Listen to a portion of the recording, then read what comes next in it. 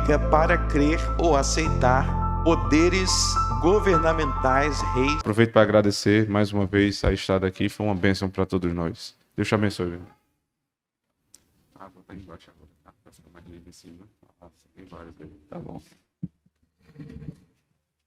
Boa noite, meus irmãos. É um grande prazer estar aqui mais uma vez para conversarmos sobre a palavra de Deus. E nós vamos dar sequência ao assunto que nós vínhamos falando. Nós vamos para a Epístola do Apóstolo Tiago, capítulo 5. Epístola do Apóstolo Tiago, capítulo 5. Antes de lermos, nós vamos orar. Altíssimo Deus, graças te dou por Jesus Cristo, nosso profeta, porque nós não estamos aqui em uma mera reunião de homens. Estamos aqui para ouvir Jesus Cristo falar do céu.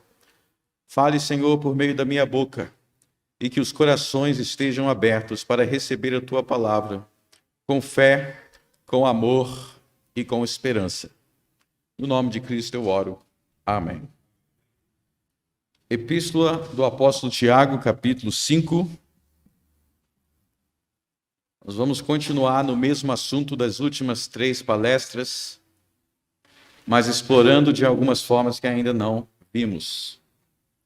Diz assim: atendei agora, ricos, chorai, lamentando por causa das vossas desventuras, que vos sobrevirão. As vossas riquezas estão corruptas, e as vossas roupagens comidas de traça. O vosso ouro e a vossa prata foram gastos de ferrugens, e a sua ferrugem há de ser por testemunho contra vós mesmos, e há de devorar como fogo as vossas carnes. Tesouros acumulastes nos últimos dias. Eis que o salário dos trabalhadores que ceifaram os vossos campos, e que por vós foi retido com fraude, está clamando, e os clamores dos ceifeiros penetraram até aos ouvidos do Senhor dos Exércitos. Tendes vivido regaladamente sobre a terra, tendes vivido nos prazeres, tendes engordado o vosso coração em dia de matança, tendes condenado e matado o justo, sem que ele vos faça resistência. Sedes, pois, irmãos, pacientes até a vinda do Senhor. Eis que o lavrador aguarda com paciência o precioso fruto da terra, até receber as primeiras e as últimas chuvas. Sedes vós também pacientes e fortalecei os vossos corações, pois a vinda do Senhor está próxima. Irmãos, não vos queixeis um dos outros, para não serdes julgados. Eis que o juiz está às portas. Irmãos, tomai por modelo no sofrimento e na paciência os profetas, os quais falaram em nome do Senhor. Eis que temos por felizes os que perseveraram firmes. Tendes ouvido da paciência de Jó, e viste que fim o Senhor lhe deu, porque o Senhor é cheio de terna misericórdia e compassivo. Amém.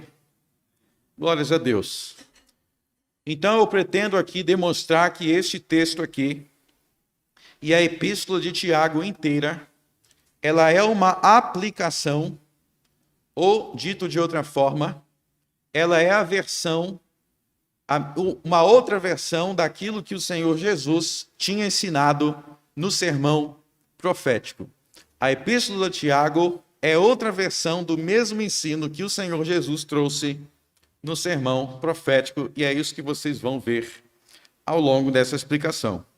Em primeiro lugar, o apóstolo Tiago, ele diz no verso 1, atendei agora, ricos, chorai, lamentando por causa das vossas desventuras que vos sobrevirão. Então existe aí uma mensagem de juízo, uma mensagem de julgamento contra os ricos. ele claramente fala sobre um juízo iminente que estava prestes a acontecer contra os ricos. E aqui nós precisamos nos perguntar se os ricos aos quais ele se refere, se ele está falando dos ricos de forma geral ou de forma universal, de forma que todos os ricos que existem, que já existiram ou que existirão, estariam debaixo dessa condenação.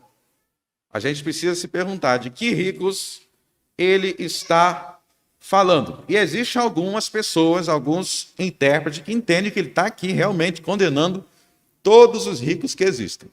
Então, se já existiu algum rico, se vai existir, está tudo condenado.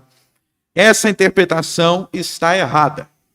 E a primeira evidência do erro dessa interpretação está no verso 11, que nós acabamos de ler. Por quê?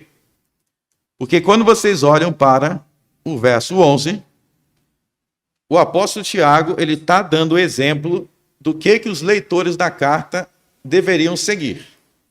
E o exemplo que ele dá no verso 11 é o exemplo de Jó. Ele cita Jó como exemplo para aqueles irmãos ali. E se ele cita Jó como exemplo, ele não pode estar condenando todos os ricos, porque Jó era rico. Agora você imagina só, ei, todos os ricos que existem vão tudo para o inferno. Então deixa eu dar um exemplo aqui para vocês, Jó. Peraí, Jó era rico. E não somente isto, mas ele chama não somente atenção, quando ele cita Jó como exemplo, ele não chama atenção só para Jó de forma genérica, para dizer assim, ele teve fé. Mas ele diz assim no verso 11, eis que temos por felizes os que perseveraram firmes, tendo ouvido da paciência de Jó, e vistes que fim o Senhor lhe deu. Então ele chama para atenção para o fim de Jó. Qual foi o fim de Jó? O fim de Jó é mais rico do que quando ele começou. Deus duplicou as riquezas dele. Então ele não só menciona a riqueza de Jó, mas ele chama atenção para o momento em que a riqueza de Jó aumentou. Então, diante desses fatos, seria uma grande contradição se ele estivesse condenando todos os ricos que existem. Se ele não está condenando todos os ricos que existem, de quem ele está falando? Nós vamos interpretar e entender de quem ele está falando, analisando a própria carta de Tiago. Eu peço que vocês abram a carta de Tiago no capítulo 2. Volte aí no capítulo.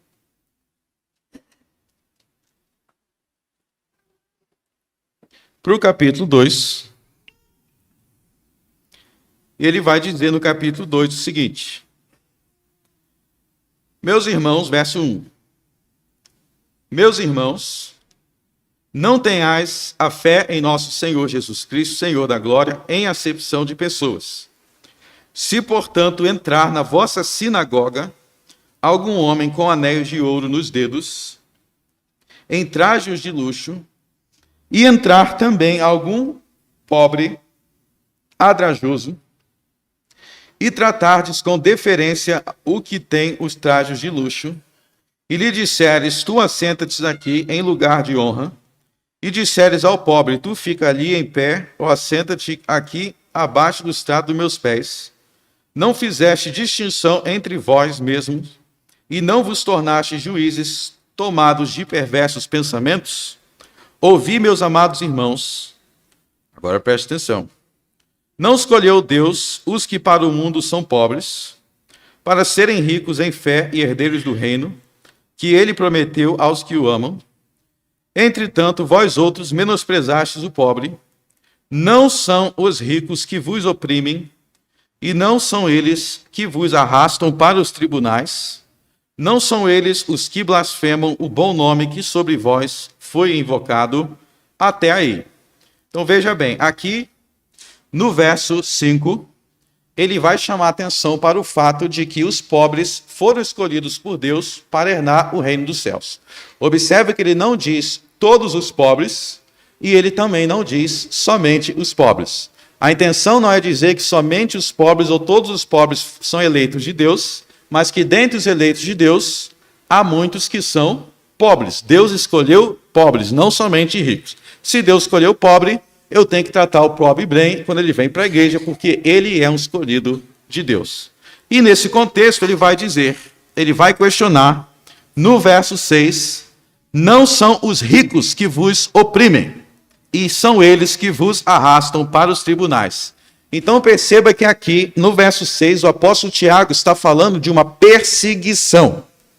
Ele está falando de ricos que arrastavam os cristãos, e aí os cristãos que eram arrastados para os tribunais não eram só ricos, não eram só pobres, mas os cristãos, de forma geral, eram perseguidos por ricos. Então ele não vai dizer que todos os ricos que existiram são perseguidores, mas ele está dizendo, ó, vocês agora estão sendo perseguidos e quem persegue vocês são os ricos. Então nós vemos aqui que na carta a Tiago existia uma perseguição acontecendo. Se você ler a carta de Tiago inteiro, você vai ver que constantemente, no pano de fundo da carta, havia uma grande perseguição contra os cristãos. E que grande perseguição contra os cristãos é essa? É a mesma que nós vimos nas outras palestras. Tiago estava vivendo o cumprimento da profecia de Jesus. Vamos voltar para Marcos capítulo 13, que nós vimos nas últimas 3 palestras. Nós vamos reler um trecho da profecia de Jesus em Marcos 13.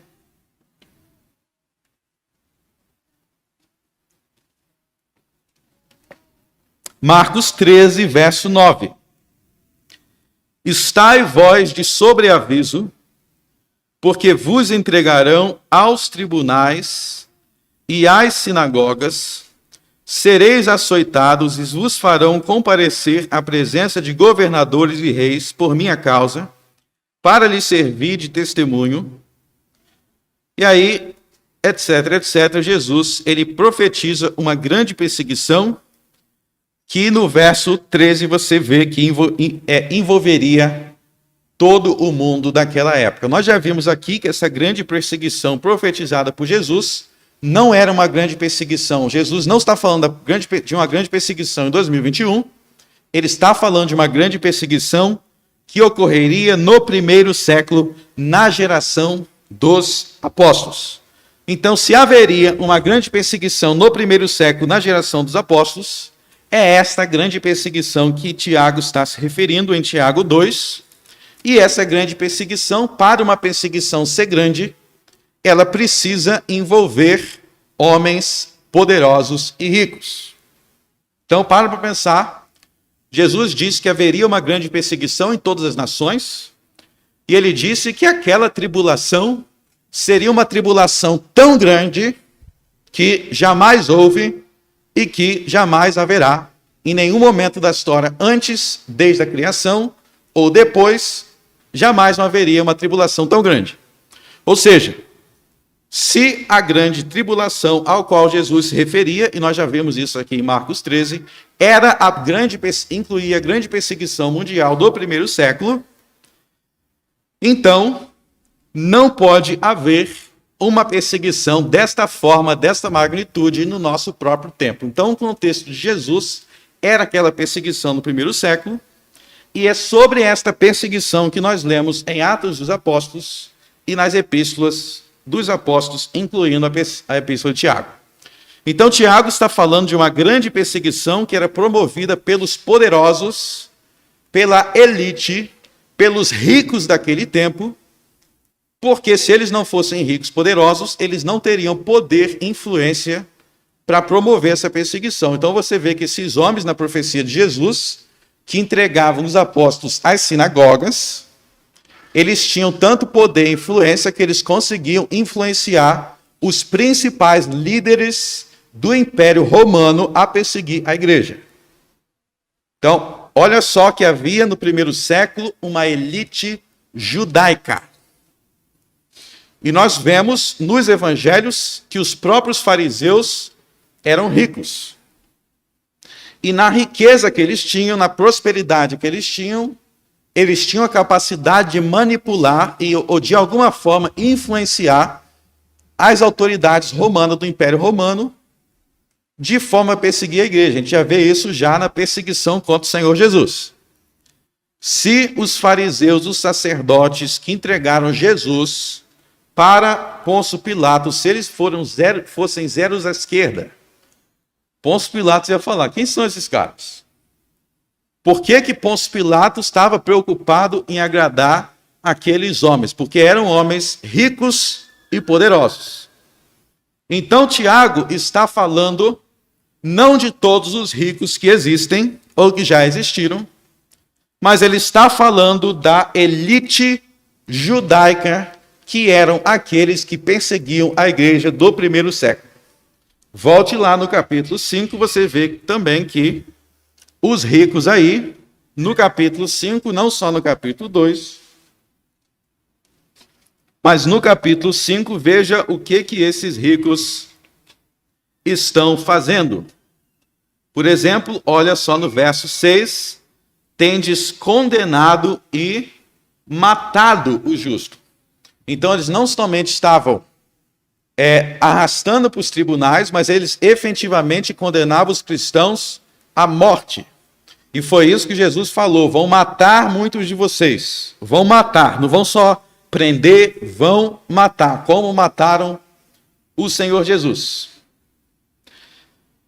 E aí, então, o que Tiago tem como objetivo, quando ele diz: atendei agora, ricos, chorai lamentando por causa das vossas desventuras, você vê que o objetivo dele, então, é dizer que naquela geração, na geração dos apóstolos, na geração em que a grande tribulação estava ocorrendo, no primeiro século, naquela geração, haveria um juízo de Deus.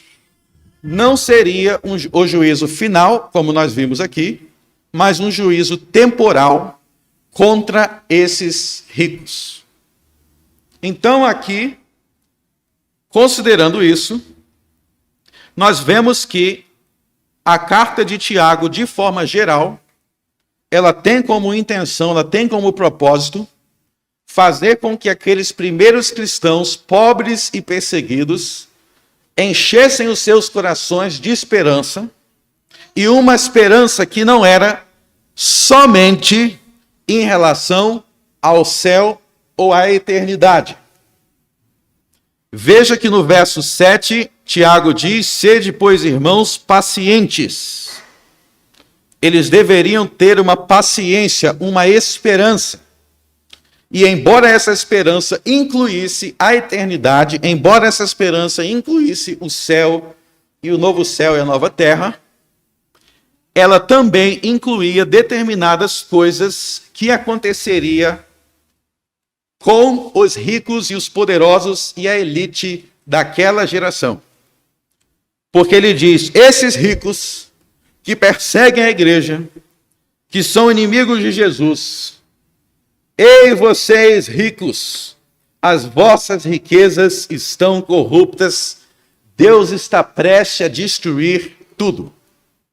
Veja que aí há então a perspectiva de um juízo iminente. Existe aí a perspectiva de um juízo contra os ricos que estava prestes a acontecer. Veja que Tiago não fala somente de um juízo no mundo vindouro, ele fala de um juízo histórico, temporal e iminente, que estava prestes a acontecer. E antes de avançar aqui, eu quero perguntar para vocês, que vocês reflitam. Quando vocês olham para os poderosos deste mundo, agora, do século 2021, quem são os poderosos de 2021 no Brasil? Quem é a elite rica e próspera, ou seja, aqueles que mandam e desmandam hoje? Você tem esta mesma esperança de Tiago em relação a eles, que eles podem ser julgados por Deus? Ou você não acredita que eles podem ser julgados por Deus e fica dizendo: não, eles só vão crescer, eles só vão aumentar em poder e vão matar todo mundo? Você tem essa mesma esperança da carta de Tiago? De que os ricos e poderosos que agora exercem poder, que logo eles podem ser abatidos pelo Senhor, porque é sobre isso que Tiago está falando aqui. Ele não está falando sobre ir para o céu, ele não está falando sobre ir para o inferno, ele está falando que esses ricos, eles perderiam todas as suas riquezas em vida, seria tudo destruído em vida. De modo que você vê aqui, então, que Deus está preocupado com quem governa este mundo. Voltando então para Tiago, eu quero que vocês percebam que a mensagem de Tiago, ela é a mesma mensagem, como eu já disse, do sermão profético, porque foi exatamente isso que Jesus ensinou no sermão profético, de Marcos 13, Mateus 24 e Lucas 21. O Senhor Jesus disse que... O que o Senhor Jesus falou, que a gente viu aqui o tempo inteiro? Ele falou, nesta geração, vós, os apóstolos, a igreja primitiva, vocês vão ser perseguidos pelos poderosos, pelos ricos, pelos progressistas desse século. Mas Jesus falou, vai ser assim para sempre? Não, Jesus, o que ele disse? Nesta geração, enquanto muitos de vocês vão estar vivos, este poder judaico vai cair. E foi o que aconteceu na guerra judaico-romana. Então vocês lembram que na guerra judaico-romana, o poder de Israel repentinamente caiu e todos os poderosos de Israel foram ou mortos ou escravizados. E Israel deixou de ter poder em qualquer parte do Império Romano, deixou de ter. Então é sobre isso que Tiago está falando aqui. Tiago está falando que esses judeus ricos, poderosos, fariseus, estava prestes a acontecer a guerra que Jesus profetizou, e quando essa guerra acontecesse, os cristãos deixariam de ser humilhados, deixariam de ser perseguidos, e as coisas se inverteriam e deixariam de ser da forma que eram naquele momento. E eu quero mostrar que a mensagem de Tiago também é a mesma do Pentateuco. Eu li essa passagem pela manhã, eu gostaria de ler novamente, livro de Êxodo, capítulo 22.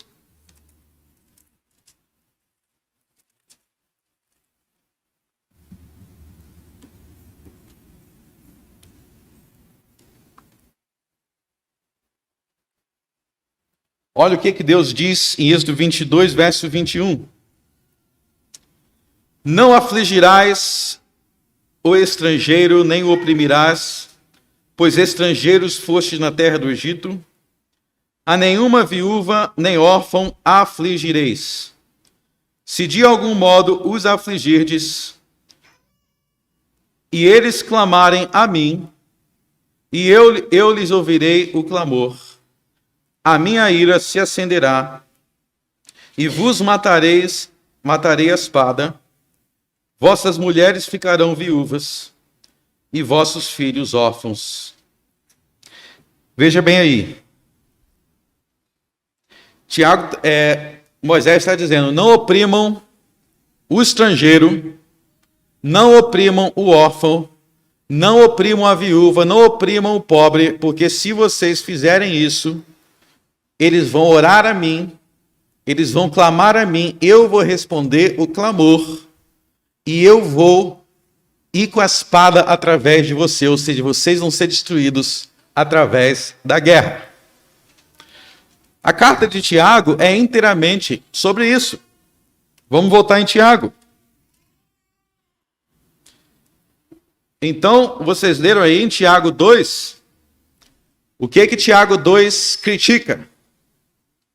A discriminação e a opressão contra os pobres, os cristãos pobres perseguidos. Moisés falou dos pobres, Êxodo 22. Depois, o que Tiago diz no final do capítulo... no final do capítulo 1, ele diz assim, no verso 26, se alguém supõe ser religioso, deixando de frear a língua, antes enganando o próprio coração, a sua religião é vã, a religião pura e sem mácula para com o nosso Deus e Pai é esta: visitar os órfãos e as viúvas nas suas tribulações e a si mesmo guardar-se incontaminado do mundo. Então, ó, pobre, viúva, órfão.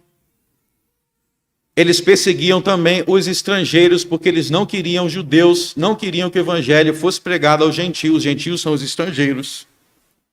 Então vocês veem que eles fizeram naquela geração tudo o que Êxodo 22 diz para não fazer.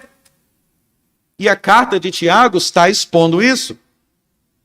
Para quem não sabe, a carta de Tiago é um comentário de Levítico 19. A Epístola ao Tiago é um comentário de Levítico 19. Se você ler Levítico 19, lê a carta de Tiago inteira, volta em Levítico 19, tudo que Tiago diz está em Levítico 19. Pode fazer esse teste. Não faça acepção de pessoas, Levítico 19. Ame o teu próximo como a ti mesmo, Levítico 19. Não julgue injustamente, Levítico 19. Toma cuidado com a língua, Levítico 19. A carta de Tiago inteira, Levítico 19. E o juízo da carta é o juízo de Êxodo 22, que é o juízo que viria contra Israel, porque Israel perseguia a igreja, oprimia essas pessoas, e logo Israel, portanto, viria a espada contra eles, viria a guerra contra eles, e foi o que aconteceu na guerra judaico-romana, que durou 7 anos, de 66 a 73. Então, voltando agora para Tiago 5, vocês veem que se vocês entenderem esse contexto, vocês vão ver que no verso 3, no final do verso 3, quando ele fala sobre os últimos dias, ele fala aí no final do verso 3, sobre os últimos dias. Tesouros acumulastes nos últimos dias. Ele não está falando sobre os últimos dias da história do mundo. Ele está falando sobre os últimos dias de Israel, o mesmo que Marcos 13. Ele está dizendo, vocês judeus acumularam um monte de dinheiro que está prestes a perder tudo, porque Israel vai ser destruído, porque vocês perseguem, matam o justo e perseguem a igreja. E da mesma forma, então, quando a gente vê no verso 7, quando a gente entende esse contexto, a gente vai voltar para o sermão de hoje de manhã. Quando ele diz, sede, pois, irmãos, pacientes até a vinda do Senhor. E depois ele vai dizer no verso 8, sede vós também pacientes e fortalecei os vossos corações, pois a vinda do Senhor está próxima. E depois ele vai dizer novamente, no final do verso 9, eis que o juiz está às portas. Então, como nós vimos aqui, repetidas vezes, Tiago diz que a vinda de Jesus estava prestes a acontecer. E nós vimos aqui que esta vinda de Jesus, que era perto, que era próxima, não se refere à vinda de Cristo no juízo final, mas é uma vinda em juízo, em julgamento temporal contra a nação de Israel. Assim como no Velho Testamento, Jesus ele veio diversas vezes para julgar povos e nações. Jesus veio em juízo para julgar a Torre de Babel. Jesus veio em juízo para julgar Sodoma e Gomorra. Jesus veio em juízo para julgar o Egito. Existem na Bíblia vários juízos ao longo da história de Jesus Cristo, assim como existiu o juízo de Cristo contra Israel no primeiro século. Se a gente entender isso, a gente vai entender que este capítulo aqui e o Novo Testamento de forma geral, ele é um capítulo extremamente otimista, esperançoso em relação ao futuro dos cristãos nesta terra.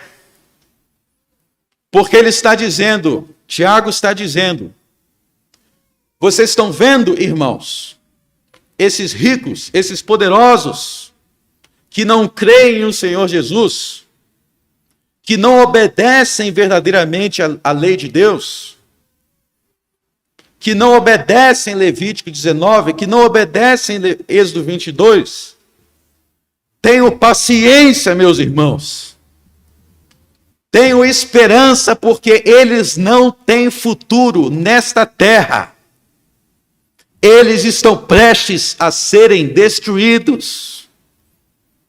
Vocês estão vendo que é a mensagem de esperança para esta terra.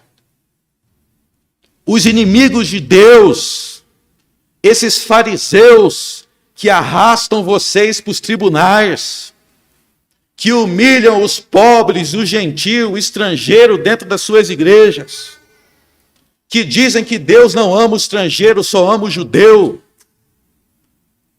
Tenham paciência, meus irmãos, porque Jesus está prestes a destruir e a tocar fogo em todo o dinheiro deles. Vai ser todo destruído.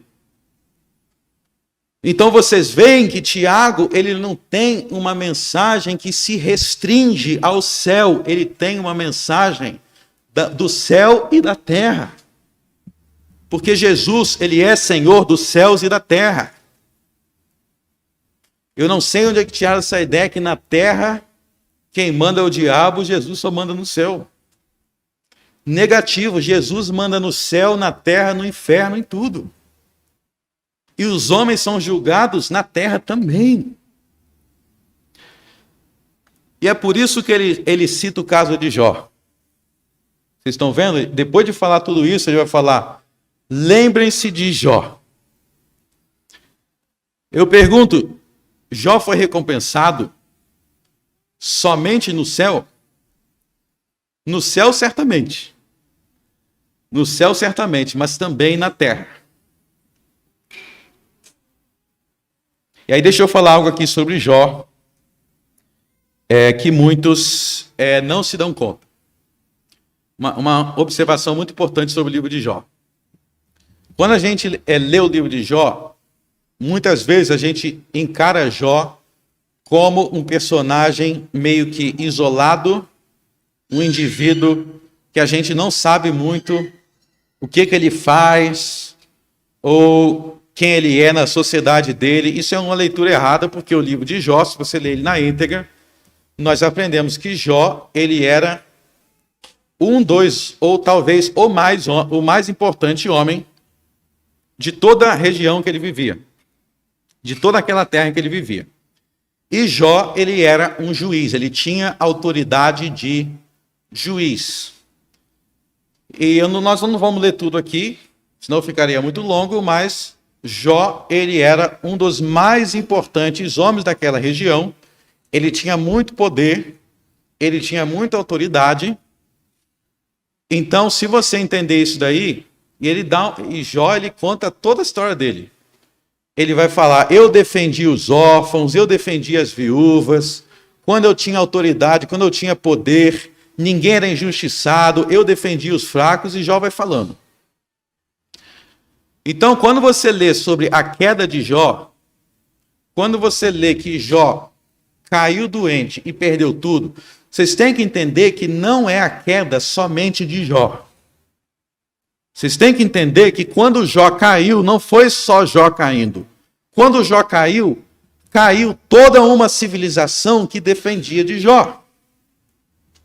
Porque era Jó que defendia as viúvas, os fracos, necessitados, e todo mundo respeitava Jó. Quando Jó não estava mais lá, todas essas pessoas também foram prejudicadas. Quem acha que a queda de Jó foi a queda somente de Jó, está enganado. Se você ler o livro de Jó e se você ouvir as lamentações de Jó, você não vai entender algumas das lamentações de Jó se você não entender isso. Quando Jó fala assim, os órfãos estão desamparados, os pobres estão sendo saqueados. E ele vai falando diversas maldades que estão acontecendo. Meus irmãos, não era uma crise existencial de Jó sobre o problema do mal. Não é isso a lamentação de Jó. A lamentação de Jó é, eu não estou lá para defender essas pessoas como eu sempre fiz. Então, vocês precisam entender que a queda de Jó é a queda de todas as pessoas que dependiam de Jó. Tem várias partes do livro que deixam isso claro. Releia Jó amanhã, prestando atenção nisso. E aí que entra a prosperidade de Jó. O que era a prosperidade de Jó? A prosperidade de Jó não é só Jó endinheirado atendendo seus prazeres. A prosperidade de Jó é que Jó tinha dinheiro para financiar uma civilização justa. Ele deixa isso claro em sua defesa. O seu dinheiro financiava a defesa dos pobres, a defesa da viúva, a defesa dos fracos. O seu dinheiro era usado para isso. Então, quando Jó cai tudo o que Jó financiava. Ele não tem mais dinheiro, ele é doente, não defende mais ninguém, ele é fraco. Então, quando Deus exalta a Jó, Deus não está exaltando só um indivíduo isolado. Ele está restaurando a posição que esse indivíduo tinha, em que ele mantinha tudo isso aí funcionando. A moral do livro de Jó é essa. É como diz Provérbios.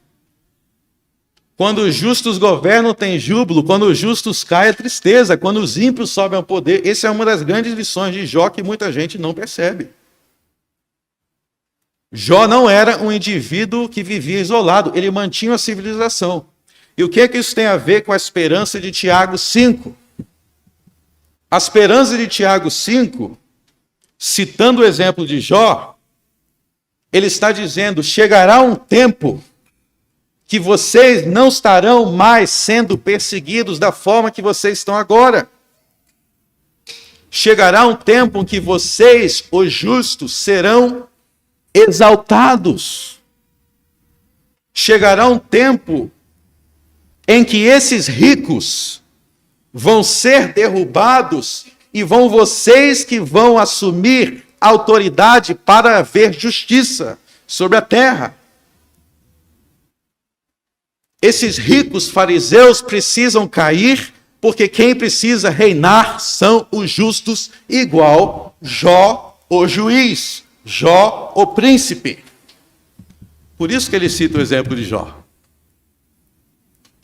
Por que o Brasil é cheio de tanta maldade? Porque tem tolos pervertidos no poder. Esses são os ricos do Brasil. Tolos pervertidos que querem perverter os seus filhos. É igual naquele tempo. E a mensagem de Tiago é: tenham esperança, tenham paciência, porque Deus vai julgar esses perversos. E como Jó, ele vai exaltar vocês. E não foi assim que aconteceu na história? Os cristãos acabaram tomando conta do Império Romano. Eles deixaram de ser perseguidos e assumiram a posição de autoridade no Império Romano. Os principais concílios da história da igreja foram realizados na presença de grandes autoridades. Porque isso aqui aconteceu. A igreja deixou de estar naquela posição permanente inferior. E eu quero mostrar que essa perspectiva de Tiago, que haveria um juízo histórico contra os ricos, poderosos ímpios, é a cosmovisão de Maria, mãe do Senhor. Maria, mãe do Senhor, já entendia isso daqui. Abram em Lucas capítulo 1.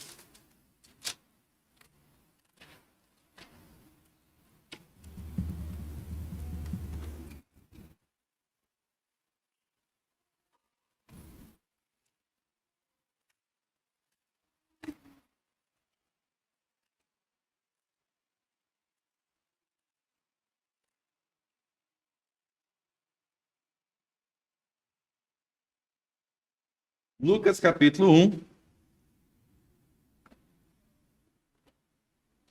Vamos ler as palavras de Maria, mãe do Senhor, no verso 46. Então disse Maria: a minha alma engrandece ao Senhor.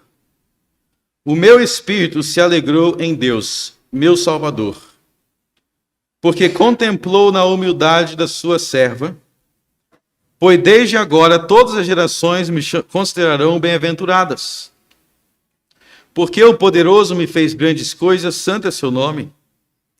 A sua misericórdia vai de geração em geração sobre os que o temem. Agiu com seu braço valorosamente, dispersou o que no coração alimentavam pensamentos soberbos, derrubou do seu trono os poderosos, exaltou os humildes, encheu de bens os famintos e despediu vazios os ricos. Então veja que os ricos do verso 53 são os poderosos ímpios e iníquos, que são derrubados do trono. Não para que o trono seja vazio, mas para que seja ocupado pelos humildes, a quem Deus enche de bens. É a mesma cosmovisão de Tiago 5. Deus queria tirar do poder, da autoridade, os judeus ricos e ímpios. Ele queria exaltar os justos, os humildes, enchê-los de poder e de influência. Meus irmãos, essa mensagem ela é muito atual hoje. Eu quero finalizar para a reta final fazendo algumas aplicações práticas muito importantes. A primeira é que o sermão profético, assim como a epístola de Tiago, que se baseia no sermão profético, não é uma mensagem de terror, mas é uma mensagem de esperança. É uma mensagem de paciência e de vitória do reino de Deus. A mensagem, meus irmãos, de Marcos 13, Mateus 24, Lucas 21, sermão profético, não é que vocês têm que ficar a qualquer coisa que aconteça no mundo dizendo: o mundo vai acabar, o mundo vai acabar. O anticristo está chegando. Está errado. A mensagem de Marcos 13, do sermão profético e da epístola de Tiago, é que Deus derruba os seus inimigos na história, porque quem herdará a terra são os mansos. Os mansos herdarão a terra. A mensagem do sermão profético é que vocês, cristãos de todo o Brasil e de Campina Grande, o reino pertence a vocês. E vocês têm que guerrear, por mais que nós sejamos agora pequenos, como eles eram pequenos aqui. Por mais que nós estejamos em diversos níveis, em diversas esferas sendo oprimidos, saibam que se Deus não poupou Israel, por que ele vai poupar zeros à esquerda no Brasil? Se Deus não poupou os descendentes biológicos de Abraão, Isaque e Jacó, mas ele os destruiu, por que nós temos medo dos inimigos de hoje? Comecem a trabalhar com essa esperança daqui. Não olhe para o poder deles. Não olhe para a força, para o dinheiro deles. Saibam que o dinheiro, a força desses ímpios, elas se enferrujam. Elas são destruídas e queimadas a fogo por Deus. Porque Deus, ele é aquele que julga até a terceira e quarta geração daqueles que o odeiam. Ele julga. Ele tira o dinheiro, ele derruba reinos ímpios. Então nós temos que trabalhar para construir uma sociedade que é uma sociedade como a de Jó. Olha só os ataques que as crianças têm sofrido no Brasil e no mundo. Os ímpios estão tão confusos que eles não sabem nem qual banheiro que você tem que usar. Eles querem enfiar essas coisas a goela abaixo. Mas por mais que eles tenham mais dinheiro, mais grana, mais poder, o Knox Kids tem o Espírito de Deus. E somos nós que vencemos. Deus é capaz de derrubar todo o sistema educacional ímpio iníquo, perverso do Brasil, só fica de pé Knox Kids e semelhantes. Deus destruiu todo Israel, só ficou de pé quem? Os cristãos. A gente olha muito para o homem, para o poder do homem, para o dinheiro do homem. Quantas vezes Deus ensinou isso na Bíblia? Parem de olhar para os gigantes da terra prometida. Por que o povo não queria sair do Egito? Ah, Faraó muito rico, muito poderoso, muito influente. Não vamos sair não, vamos voltar a ficar lá na panela de carne, tomando chicotada. Por que o povo não creu para entrar na terra prometida? Porque eles temeram os gigantes. Da mesma forma, agora, a gente fica temendo essa elite, esse establishment corrupto, temendo como se o poder fosse... E a gente elaborou todo um sistema de escatologia que justifica a nossa passividade e justifica o poder deles. E por isso que a gente não luta. Meus irmãos, Deus quer dar autoridade, dar influência, homens como Jó.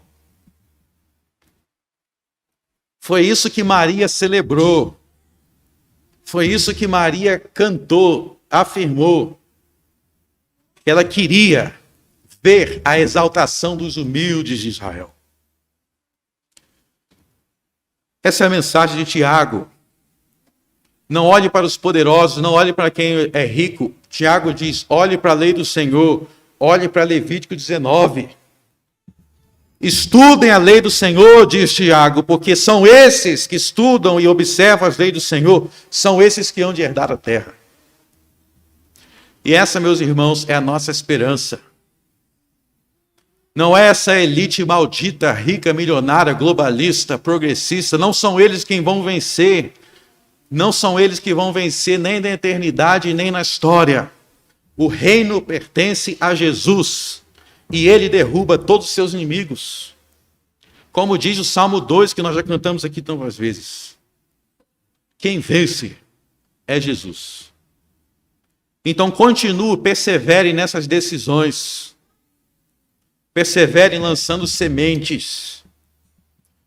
Perseverem estabelecendo os princípios que hão de frutificar. Não olhe para os números. Não olhe para o dinheiro. Faça como Tiago, olhe para Levítico 19. Porque são esses que vão vencer. As nações nos pertencem a nós. Paulo diz, tudo é vosso. Tudo é vosso. O mundo é nosso. Os mansos herdarão a terra. Aí eu quero finalizar com as palavras do Senhor Jesus no Evangelho de Lucas.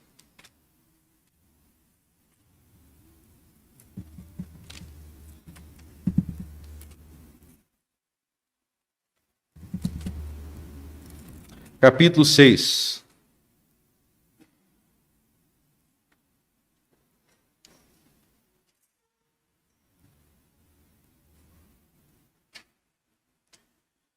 Esses versos que eu vou ler aqui, muita gente descontextualiza por ignorar a escatologia de Jesus. Da mesma forma que descontextualizam Tiago 5. Mas vamos ler no seu devido contexto. Lucas 6, verso 24 a 26. Desculpe, verso 24 a 25. Mas ai de vós, os ricos, porque tendes a vossa consolação.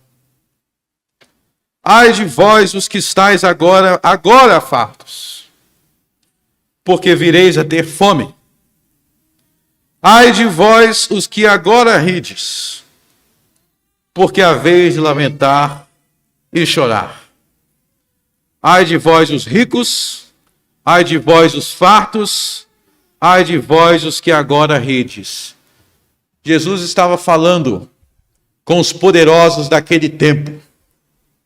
Ele estava falando com os fariseus. Vocês fariseus ricos, você Herodes, você, os poderosos judeus das sinagogas. Vocês estão agora consolados, vocês estão fartos, vocês estão rindo, vocês estão debochando dos cristãos. Mas espera, porque nesta geração, nesta terra, nesta vida, vocês vão ser destruídos. E vocês vão passar fome. E vocês vão lamentar e chorar. Mas aqueles pobres que me creem em mim, aqueles que têm fome e creem em mim, aqueles que são humilhados, choram, lamentam e creem em mim, em breve eles serão exaltados. Isso aqui é a escatologia do sermão profético. Não é todos os que têm fome em todo lugar. Tem muitos que têm fome e são ímpios. Ele está falando dos seus discípulos, da sua igreja pobre do primeiro século, que naquela geração seria exaltada, quando Jesus viesse para julgar Israel. Creio nessa mesma promessa. E eu espero que muitos dessa igreja aqui se tornem ricos como Jó, para financiarem o reino de Deus. Vamos orar. Altíssimo Deus, graças te damos, porque tu és um Deus justo, que odeias a maldade, odeias a iniquidade, e por isso tu julgas e pune os ricos e poderosos que se opõem ao teu reino. E ao mesmo tempo, Senhor, aqueles que são pobres e humildes, como José, como Jó foi em sua tribulação, como Daniel foi quando ele foi levado para o cativeiro,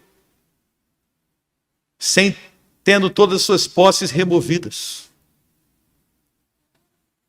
Que sejamos assim, Senhor, para que nós venhamos ser exaltados. Que a igreja brasileira aprenda a lei do Senhor. Que a igreja brasileira se volte para os mandamentos do Senhor. Que nós venhamos andar em humildade, para que ao nosso tempo venhamos ser exaltados. No nome de Cristo eu oro. Amém.